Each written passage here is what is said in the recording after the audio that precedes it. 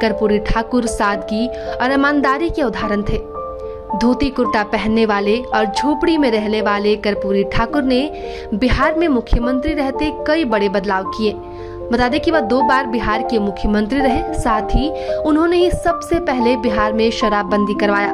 वह केंद्र सरकार ने जब उन्हें भारत रत्न से नवाजने की घोषणा की है और संयोग देखिए कि आज ही के दिन कर्पूरी ठाकुर की 100वीं जयंती भी है।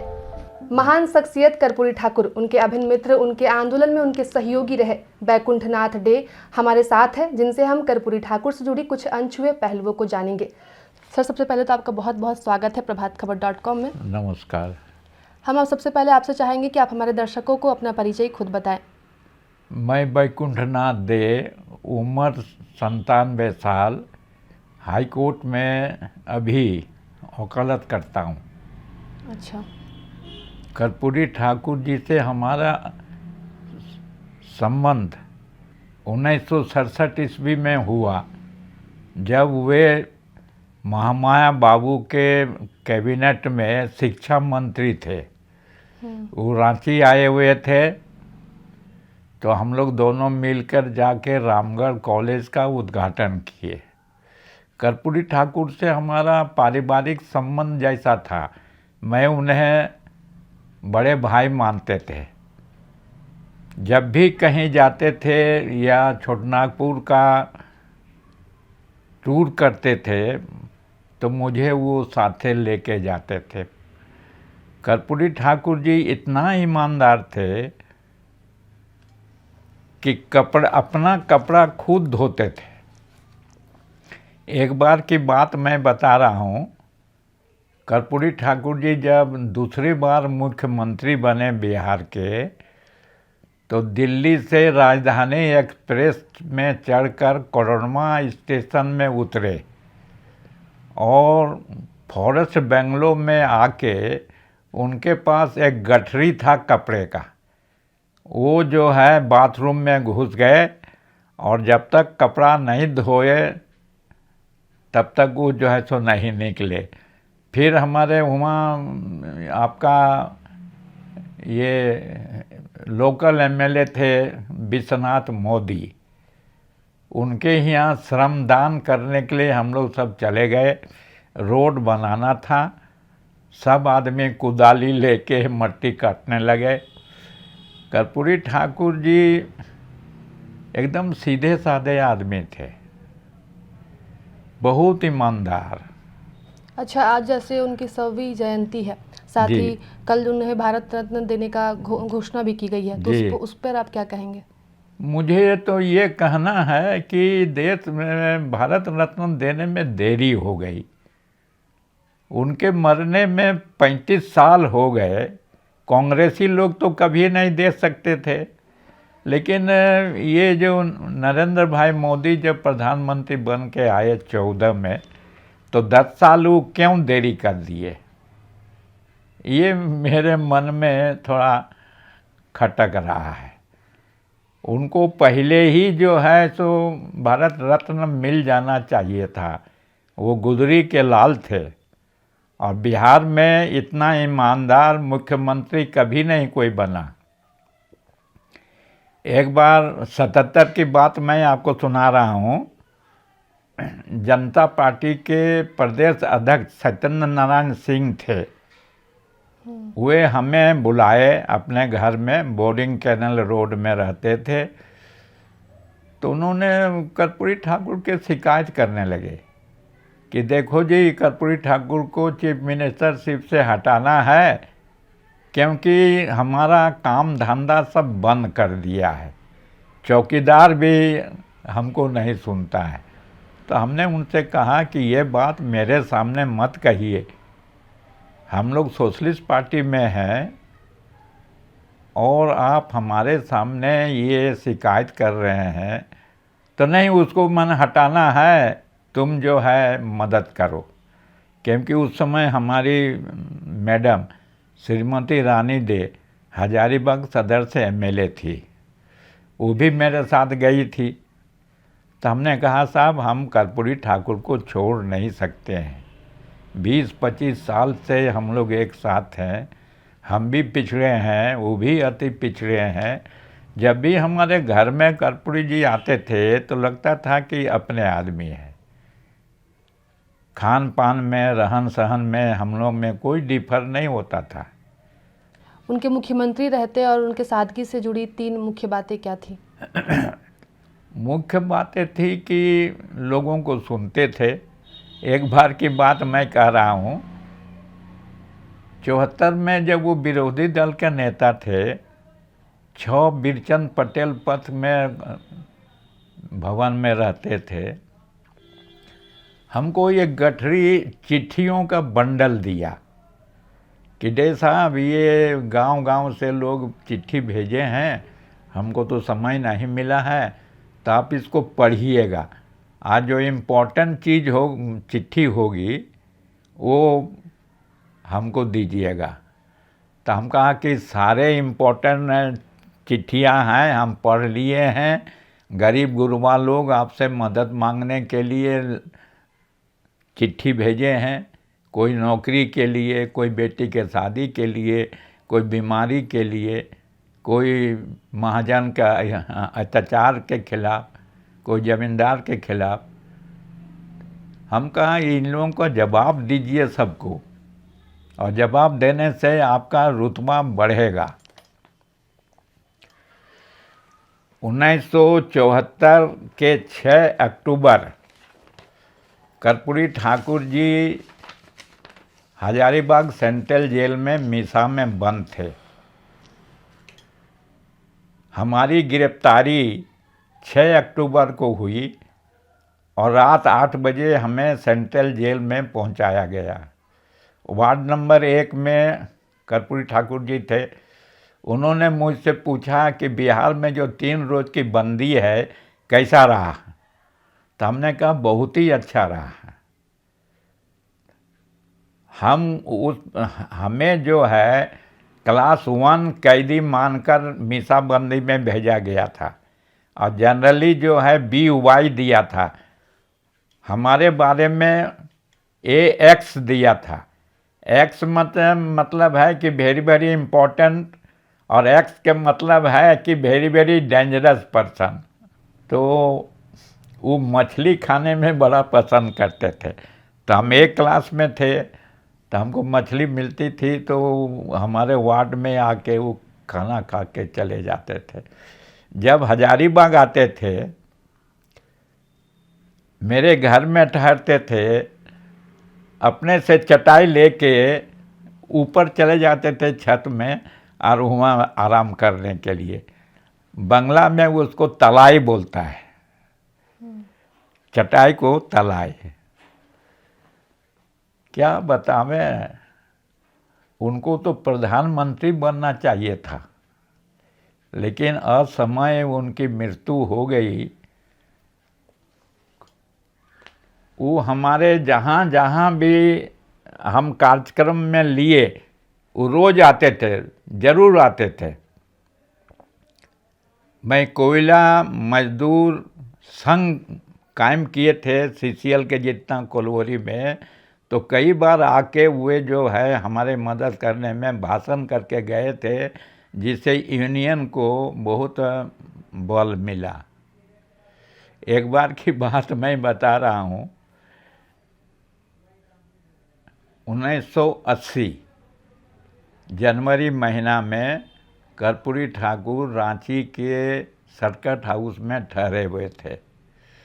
मैं भी हजारीबाग से रांची आया हुआ था, उनसे मुलाकात हुई तो उन्होंने कहा, डे साहब हम गुमला में मीटिंग करने जा रहे हैं, तो आप हजारीबाग नहीं जाइएगा, यहीं रहिएगा, हम आएंगे रात को तो दोनों बात करेंगे।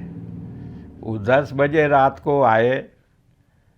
सवेरे हमसे पूछते हैं कि 1 रुपया 100 रुपया में घट गया है डे साहब, 1 रुपया दीजिए तो 100 रुपया होगा। माने उनको 99 रुपया चंदा मिला था।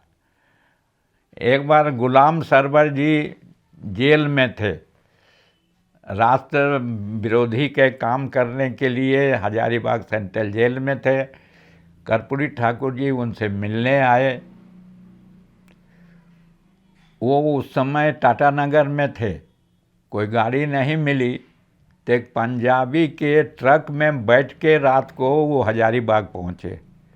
और जब भी हजारीबाग आते थे तो खादी भंडार वाले के मेस में रहते थे। वहाँ से वो चले गए सेंट्रल जेल हजारीबाग गुलाम सरवर साहब से मिलने के लिए। जेल सुप्रिटेंडेंट ने कहा कि ये डिफेंस ऑफ इंडिया रूल्स में बंद है, आप तो उनका कोई परिवार के लोग हैं ही नहीं, आप वकील भी नहीं हैं, तो आप नहीं मिल सकते हैं। तो जेल सुप्रिटेंडेंट उसमें नूर साहब थे, वो भी एक ज़माने में सोशलिस्ट थे। तो उन्होंने कहा कि डे साहब का मुंशी बन के आप आइए। तो हम दोनों गए, मुंशी बन के वो गए। गुलाम सरवर साहब रो रहे थे कि हमको गलत तरीके से जेल में भेजा है, हम राष्ट्रद्रोह का कोई काम नहीं किए हैं। कर्पूरी ठाकुर के आँख में भी आंसू आ गया जब उनको रोते देखा। बहुत सी बातें हैं, आपको अगर हम सारी बातें बतावें तो बहुत समय लग जाएगा। अच्छा, ये बताइए कि जैसे अभी चुनाव में जैसे बहुत खर्चे होते हैं, तो अगर कर्पूरी ठाकुर अभी चुनाव लड़ते तो क्या परिणाम होता? मैं इसके बारे में बता रहा हूँ। 1977 में हजारीबाग सदर से मेरी बीबी जो है चुनाव लड़ रही थी। कर्पूरी ठाकुर जी ने 2000 रुपया भेजा था। उस समय रुपया का कोई, अभी तो रुपया, बिना रुपया का आप चुनाव कैसे लड़ सकते हैं? जो परिस्थिति बदल गई है। और एक बात देखिए, आजकल चुनाव कौन लड़ता है?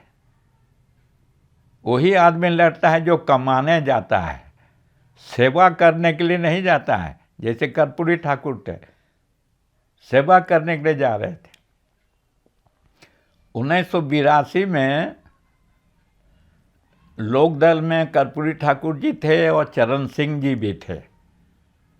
तो 9 अगस्त 1982 को लोकदल 2 हिस्सों में बंट गया।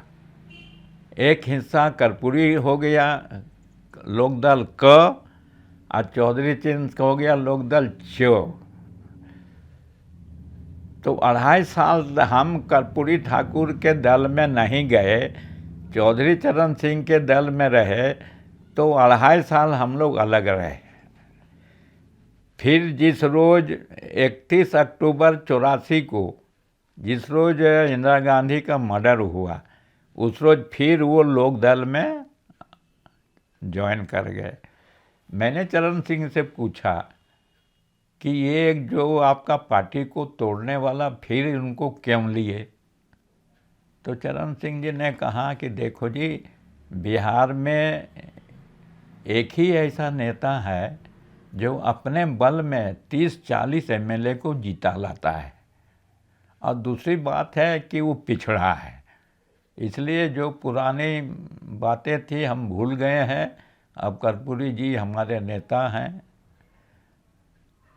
एक बार और आपको बता रहा हूँ, कितने ईमानदार थे वो, उसको आप पता लगाइएगा। रमणिका गुप्ता कोलवरी मजदूर यूनियन चलाती थी केदला में। 1971 की बात बता रहा हूँ, जब पहले मुख्यमंत्री बने। उस समय वो पटना से अपना लक्ष्मी साहू, जो उनको सेक्रेटरी था, प्राइवेट सेक्रेटरी, उसको लेके आए। सर्किट हाउस से खबर गई, हम उनके पास गए तो कहे कि चलिए डे साहब केरला गए, भाषण हुआ। शाम को हम लोग हजारीबाग लौट के आए। हजारीबाग में एक इंग्लिश क्लब है, वहाँ पर रात को डिनर पार्टी का आयोजन था। तो डीसी, एसपी, कमिश्नर सब बैठे हुए थे। आप ही जैसा एक प्रेस वालों ने सवाल उठा दिया मेरे सामने कि जिन लोगों के खिलाफ आप लोग केरला में बोल के आए हैं, कोयला माफिया, वही लोग डिनर पार्टी का अरेंज किया है। तो हमने कर्पूरी ठाकुर को आस्ते आस्ते बोले कि आप इस डिनर में मत रहिए, नहीं तो कल छप जाएगा। तो लोगों को कहा कि देखो जी, हमको बहुत सर में दर्द हो रहा है। तो हम और कर्पूरी ठाकुर जी फिर सर्किट हाउस में लौट गए और बेचारा बिना खाए रात को सो गए। दूसरे रोज रमनिका गुप्ता जाके हल्ला करने लगी कि डे साहब की बात आप मानते हैं, हमको बेइज्जत कर दिए। तो कहा कि डे साहब हमारी इज्जत को रख दिया, आज पेपर में छप जाता कि जिसके खिलाफ हम बोले केरला में और वही लोग डिनर में हम पार्टी बने, तो उसको डांटा खूब कर्पूरी ठाकुर जी कि आइंदे आप जो है ऐसा मत कीजिएगा। उसके बाद उस समय हम देखे चीफ मिनिस्टर थे, कोई स्कॉट पार्टी नहीं था। आजकल तो आगे पीछे 10-12 गाड़ी चीफ मिनिस्टर के साथ जाता है। दूसरी बात मैं बता रहा हूँ, एक चतरा में प्रखंड है प्रतापपुर। तो प्रतापपुर में हम लोगों की मीटिंग थी, हम और कर्पूरी ठाकुर जी गए थे। एक साथी यहाँ खाना था, तो दूसरा साथी कहा कि जिसके यहाँ खाना खाने जा रहे हैं वो कत्था चोरी करता है। तो हम कर्पूरी ठाकुर को कहे कि कत्था चोरी के खिलाफ खाना जाइएगा। ना ना ना ना ना। और हम लोग जो है सो उस समय तो चतरा जिला बना नहीं था, डाक बंगलों में गए और कही कि डे साहब हम गया चले जाएंगे, सो गाड़ी में पेट्रोल भरा दीजिए। पेट्रोल भरा दिए, अकेले ड्राइवर को लेके चले गए। कुछ देर बाद डीएसपी आए कि आप कर्पूरी ठाकुर को अकेले कैसे जाने दिए, नक्सलाइट एरिया है। तो हम कहा ये बतिया आप जो है तो शाम को क्यों नहीं बोले जी हैं? जब वो चले गए, और कर्पूरी ठाकुर को कौन मारने वाला है, वो तो खुद गुजरी के लाल है। कर्पूरी ठाकुर के नाम पर लोग जो हैं तो खुश होते हैं, तो इसलिए कोई डरने की बात नहीं है। ये हमारा सवाल ये है कि अगर अभी जो चुनाव में खर्चे होते हैं तो उस हिसाब से कर्पूरी ठाकुर अभी चुनाव लड़ते तो क्या परिणाम होते, आपको क्या लगता है? कर्पूरी ठाकुर तो जीत जाते जरूर, इतना ईमानदार और इतना काम करने वाला। 77 में जब वो मुख्यमंत्री थे तो उन्होंने पिछड़ों के लिए 17% आरक्षण का घोषणा किए। और उसी समय समस्तीपुर में लोकसभा में उठे तो चीफ मिनिस्टर होने के चलते वो रिजाइन कर गए थे। उनको 6 महीना में एमएलए बनना था। तो समस्तीपुर में लोकसभा का चुनाव हो रहा था, इंदिरा गांधी भी भाषण करने आए हुए थे। कर्पूरी ठाकुर ने हमको खबर भेजा कि आप जन बल, वाहन बल और धन बल तीनों के साथ आइए चुनाव में। मैं वहाँ गया और चुनाव में बहुत हम जो है सो मदद किए। वहाँ पर देखा चुनाव में वो 17% पिछड़ों के आरक्षण देने के कारण सवर्ण लोग और पिछड़े लोग बंट गए हैं। लेकिन कर्पूरी ठाकुर जी का वहाँ पर इतना मन प्रभाव था कि ये जो आपको बीआईटी मेसरा है ना, वहाँ का एक प्रोफेसर मेहता जी वहीं समस्तीपुर के थे, तो वो कैंडिडेट थे। तो हम लोग घर घर जाके वोट मांगे, वोट में जीते, लेकिन ज़्यादा वोट से वो मेहता जी नहीं जीत पाए। हमने कर्पूरी ठाकुर को हजारीबाग से एमएलए चुनाव लड़ने के लिए आग्रह किया। जब वो एमपी से हट गए बातें चली, लेकिन जनसंघ का जो एक एमपी थे बसंत नारायण सिंह, कामाख्या नारायण सिंह के भाई राजा रामगढ़ के, उन्होंने मना कर दिया कि उन लोगों को पता था कि अगर कर्पूरी ठाकुर हजारीबाग से चुनाव लड़ते हैं तो हम लोगों का प्रभाव घट जाएगा। तो फिर वो सन वर्षा से जाके चुनाव लड़े और वहाँ से बहुत भारी बहुमत से जीत के आए। समाज में जो वंचित हैं, पिछड़े वर्ग के लोग हैं, उनके लिए उनका क्या विचार था? उनके विचार था कि सबको आगे बढ़ना चाहिए। उनको आर्थिक बल, सामाजिक बल में जो है सो पिछड़ों का माने उत्थान होना चाहिए। अच्छा, ये बताइए कि अभी जो युवा राजनीति में आना चाहते हैं तो कर्पूरी ठाकुर से वो कौन सी 4-5 सी बातें सीख सकते हैं? कर्पूरी ठाकुर का 2 ही बात थी, सेवा करना और ईमानदारी रहना।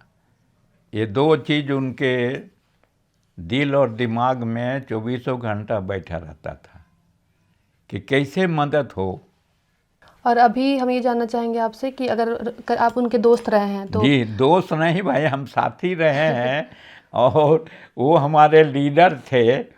वो 1924 में जन्मे, हम 1927 में जन्मे, 2-3 साल के छोटे बड़े थे। तो वही हम आपसे ये जानना चाहेंगे कि आप उनके साथ ही रहे, उनके साथ बहुत समय आपने बिताया है, तो जी वो कौन सी फिल्में देखना पसंद करते थे, कौन सा गाना सुनना पसंद करते थे? ये जो आपका राज हॉस्पिटल है ना, उसके बगल में एक सिनेमा हॉल है मेने रोड में। तो अंधा कानून देखने के लिए हम और कर्पूरी ठाकुर और पूरनचंद जी गए थे देखने के लिए। मतलब उनको किस तरह की फिल्में पसंद थी और किस वही माने जो क्रांतिकारी हो, सामाजिक हो। धार्मिक फिल्म तो उनको देखने नहीं थे, लेकिन एक ही बार मैं उनके साथ वही अंधा कानून देखने गया था। और अगर बात करें कि अगर वो राजनीति में नहीं होते तो फिर और क्या होते? जब 71 में वो प्रथम मुख्यमंत्री बने बिहार का, तो उनके बाबूजी गोकुल ठाकुर थे। वो गांव में घूम घूम के हजामत करते थे, जमींदारों के घर में जाके हजामत करते थे। लेकिन जब कर्पूरी ठाकुर चीफ मिनिस्टर बन गए तो गोकुल ठाकुर ने कहा कि हम किसी के घर में जाके हजामत नहीं बनाएंगे, हमारा बेटा मुख्यमंत्री बन गया है। ये बात जब पटना पहुंची कर्पूरी ठाकुर के पास, तो कर्पूरी ठाकुर गांव में जाके जमींदारों से माफ़ी मांगा कि हम मुख्यमंत्री हो गए तो क्या होगा, हमारा जो पेशा है बाप के बाद हम दाढ़ी बनाएंगे। इस बात की जानकारी हमको कैसे मिली बता रहा हूँ। हजारीबाग में एक मुंसफ साहब आए थे, तो उसी गांव के थे जिस गांव में कर्पूरी ठाकुर जी थे। ये बात उन्होंने मुझसे कहा कि कर्पूरी ठाकुर जाके जमींदारों से माफ़ी मांगा बाप के चलते। तो कितना वो माने हम्बुल आदमी थे कि चीफ मिनिस्टर होकर भी उनको कोई घमंड नहीं था कि हम चीफ मिनिस्टर हो गए। बहुत शुक्रिया आपका हमारे साथ जुड़ने के लिए। ठीक है। मैं महिमा सिंह और आप देख रहे थे प्रभात खबर। प्रभातखबर.com, विश्वास वही, रफ्तार नहीं।